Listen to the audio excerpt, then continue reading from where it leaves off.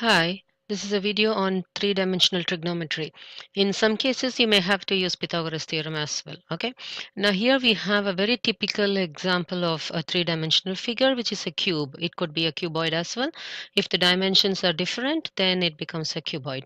Now let's take it as a cube so that the dimensions are the same, which is the length, width, and the height are the same in this particular figure. Now, how does this help to understand three-dimensional trigonometry? Since this is a very typical example of a three-dimensional figure, let's start with this cube shape. Okay. Now I'm going to draw diagonals on all the sides of this cube. You can see the diagonals coming up on every side of this cube. And why am I drawing these diagonals? These diagonals are actually the hypotenuse of the triangles formed in each of those sides, if you can see them. So if you see this, this is a diagonal of the top of the cube, and this is actually a hypotenuse of the triangle formed on this base.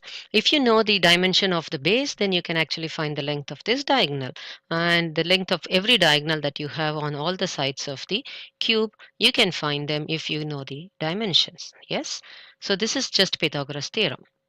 Now, if you know these diagonals, what's the use of these diagonals of all the three sides? Actually, if you can see when I'm rotating this, if you can see there is a triangle which is formed well inside the cuboid or cube. So you can see this triangle coming up now. Can you see this this green colored triangle which is inside the cube? Yeah, this triangle is actually formed by the diagonals that you just made up from three sides of the cube. You can see that the base of the inner triangle is the diagonal of the base of the cube, and the sides of the inner triangle are the diagonals of the other two sides of the cube. So you have three sides of a triangle.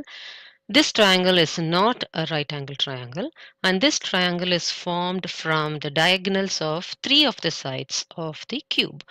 Now, if you can find these diagonals, how will you find these diagonals? You will use Pythagoras theorem from each sides of the cube, and then you can find the length of these diagonals.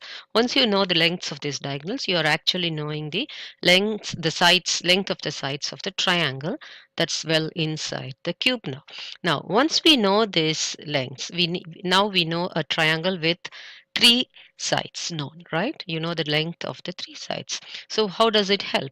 When you have the length of three sides, you can use cosine rule, and you can find the angles of this the triangle. You can see the angle there. You can use a cosine rule to, or you can use the same cosine rule to find this angle, or you can use the same cosine rule or sine rule or 180 minus the other two angles to find the third angle. So if you know the sides of the three sides of this triangle, you can find the angles, and vice versa. If you know the angles, you can find the sides. So basically you should know that there is a triangle, non-right angle triangle, formed using the diagonals of each sides of the cube. I can also show you another triangle formed in the same way. You can see that there is another triangle formed from another three sides of the same cube. So you can actually have many triangles like this. Remember, these triangles are non-right angle triangles, and you need to use either cosine rule or sine rule to use them.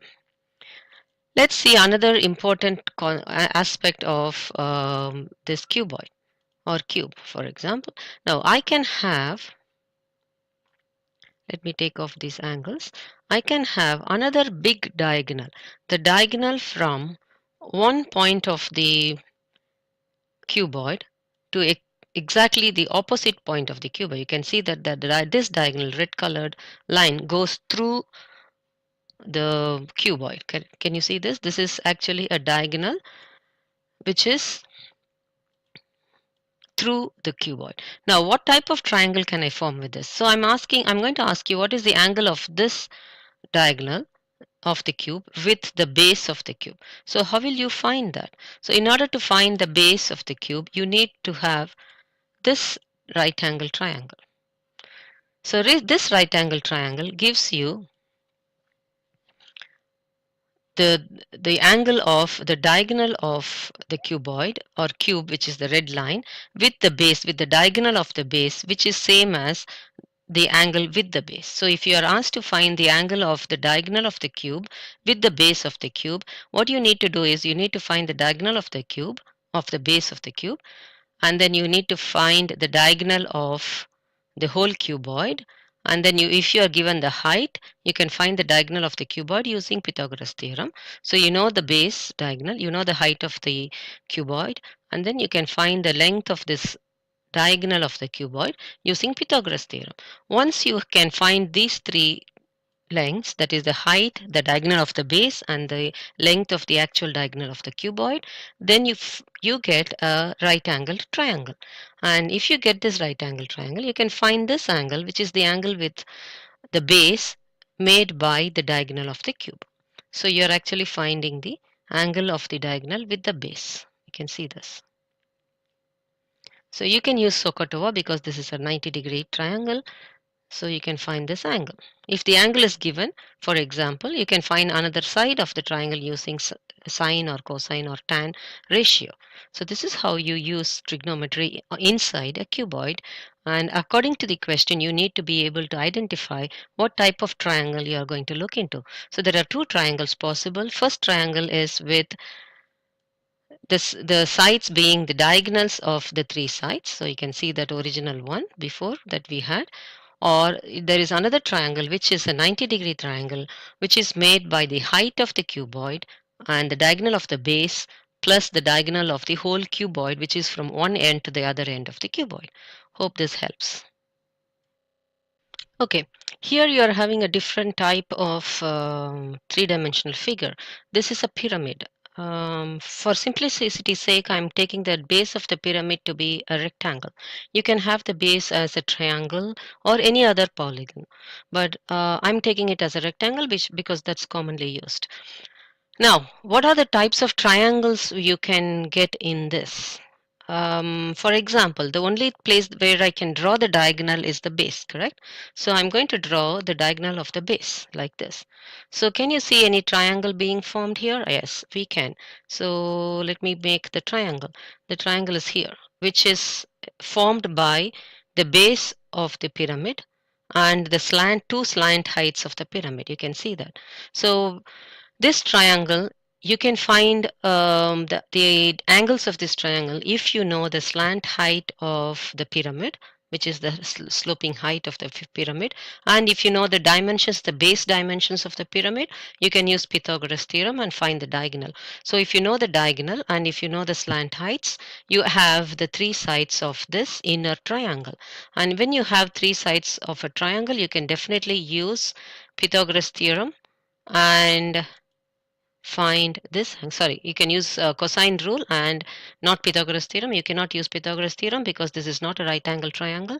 You can use cosine rule to find this angle of the triangle. So in a pyramid, you are having a triangle in this way, which is formed by the diagonal of the base and the two slant heights of the pyramid. So this is one way of making a triangle inside a pyramid. What are the other types of pyramid that you can have? Sorry, other types of triangle you can have inside this pyramid. So I said we can draw the diagonal of the base, correct?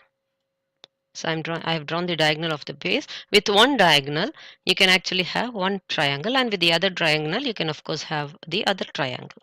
Now, what if I draw another diagonal and they meet at a point E? So this point is actually the middle of the base, midpoint of the base. So this point E bisects both the diagonals. That is, this is the middle point of CA and this is also the middle point of BED. So CE and EA are equal and BE and ED are equal. So this point cuts each of the diagonals into equal proportion. So that should be kept in mind. So what's the use of this point? From this point we can actually draw the height of the pyramid. Where is the height of the pyramid? So this is the height of the pyramid. So once you have this height of the pyramid, you can actually see that there are right angle triangles. Any height has a 90 degree with the base, right? So it is 90 degrees with the base. Therefore, you are having a right angle triangle which is going to be formed by like this.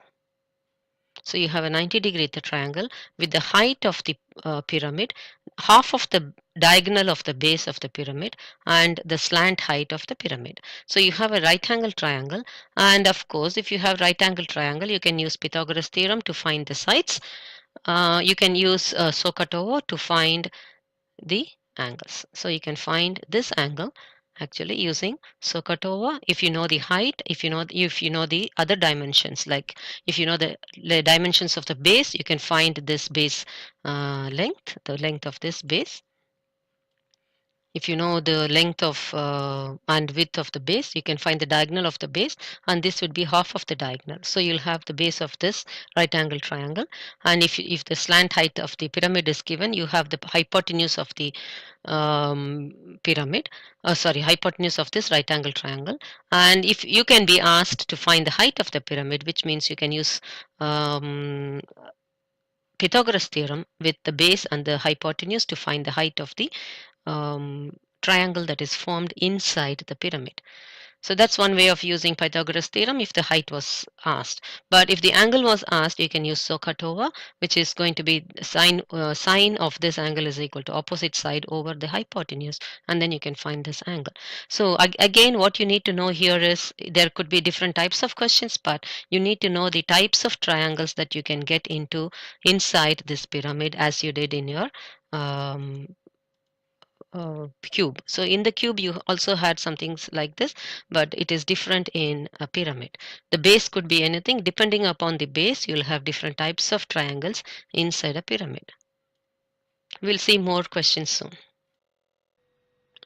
Now this is an example of the of the cube problem. Okay, you have a cube here, and it says all the sides are 7 meters, 7 centimeters long. So all of them are 7 on the other side, 7 on the height of 7 on the width as well. So the first question is find the length of EG, giving your answer. So don't worry about it. How do you find EG? EG is, this is the EG. This is the diagonal of the base.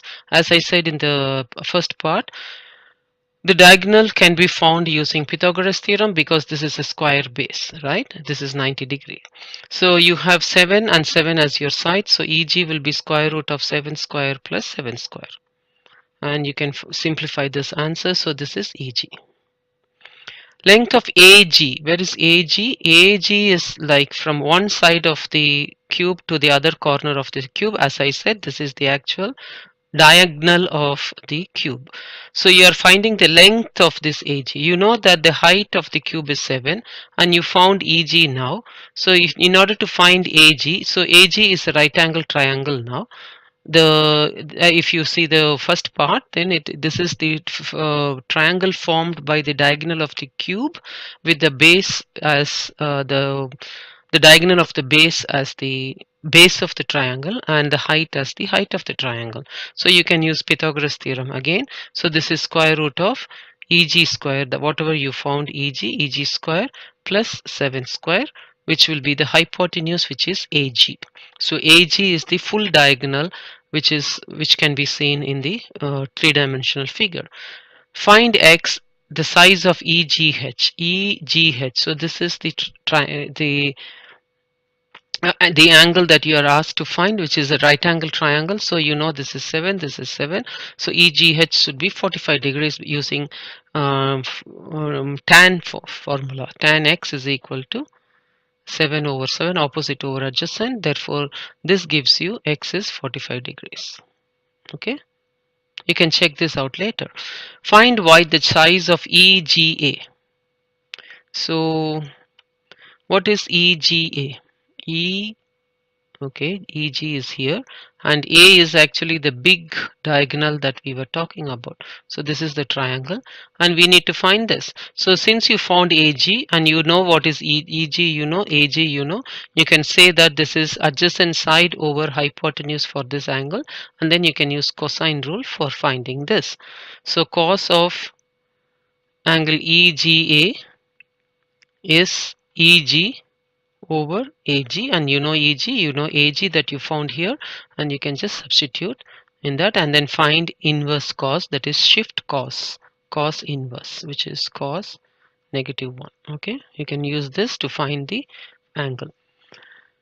Next is AHG. So AH and G. So this is here. So AH is the diagonal of this side and G is here. Therefore, you need to draw a triangle. This is a triangle which is formed by the diagonal of this side and this base and this one. It's a new type of triangle here. So, and you need to find the angle AHG. What is this angle? Now you know what is AG and you can find AH using. Here is a typical question on a pyramid type of problem.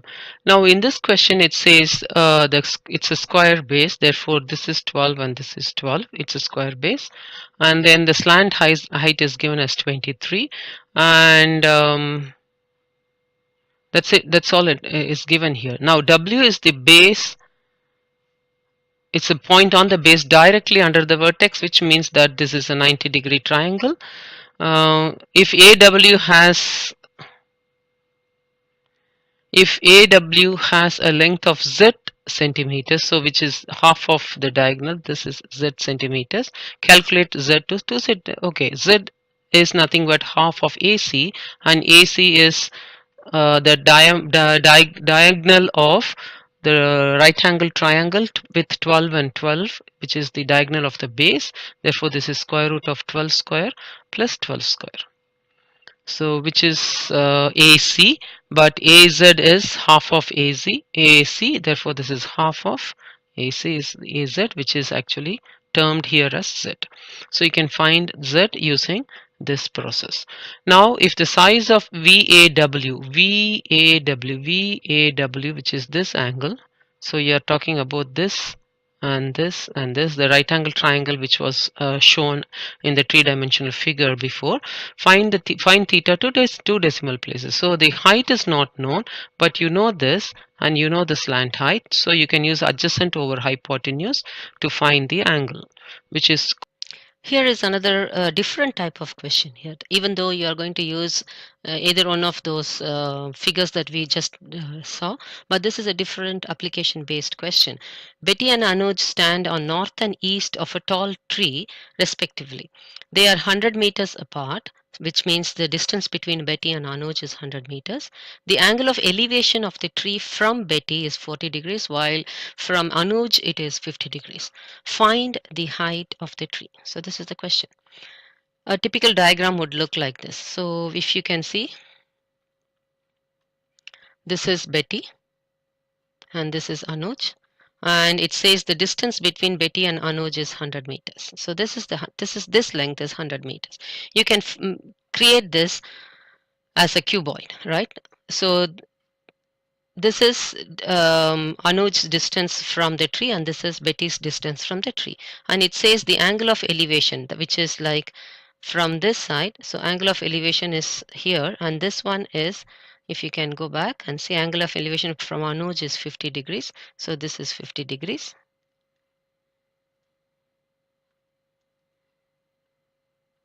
and angle of elevation of Betty is 40 degrees. So this is 40 degrees. So how can you find the height of the tree? So this is your question. In which case you need to know how far is Betty from here and how far is he here, because there are no other information given. So this is pretty tough question. So in case if you call this as say A, the distance from the tree to Anuj, and the distance from Betty to tree can be called as A. So you have an equation A square plus B square is equal to 100 square, which is brought from the base. The base is a rectangle and therefore it forms a right angle triangle. This is right angle triangle. So this is east, this is north, and this is east of the tree, right? This way, this part is east and that is north. So if you see that that is a 90-degree right angle triangle and you have A, B and 100, which means using Pythagoras theorem, you can say A square plus B square is equal to 100 square. Now use the right angle triangle that Betty has with the tree. which means that is on the other side you have the diagonal. You don't need the diagonal, but you have a right angle triangle with base as B and height as H and the angle as 40 degrees. So if you can use tan for 40 degrees, you can see that it is opposite side, which is height of the tree, divided by adjacent side, which is the length of, that is, it's a distance from the tree to Betty. So this is the adjacent side, this is the opposite side for this angle. So you can see that tan 40 degree is h over b. Therefore, h is equal to b times tan 40. Whatever tan 40 is, you can get the value for this and you can keep it with you safely. Now look at the triangle that is formed by Anuj with this diagonal and on this side, and this is on the side that's facing us, correct? So if you can see that this is the side facing us. Now he has an angle of 50 degrees for elevation. So you have opposite side, which is the height of the tree, divided by the adjacent side, which is the height length, this which is the distance of Anuj from tree, is equal to tan 50 degrees. So you can say h is equal to a tan 50 degrees. Now the same h is being equated in two different ways, which means using simultaneous equations. You can say that b tan 45 degrees is equal to a tan 50 degrees, and a square plus b square is also equal to 100 square. So you can substitute the a value, so which means this is a tan 50 degrees divided by tan 45 degrees is b. So in the place of b you can substitute this, and then you can solve for a. Once you solve for a, you can substitute a here and then find b. I hope you understand this. This is a slightly different question, but if you do it yourself slowly, you'll be able to understand this. Bye bye.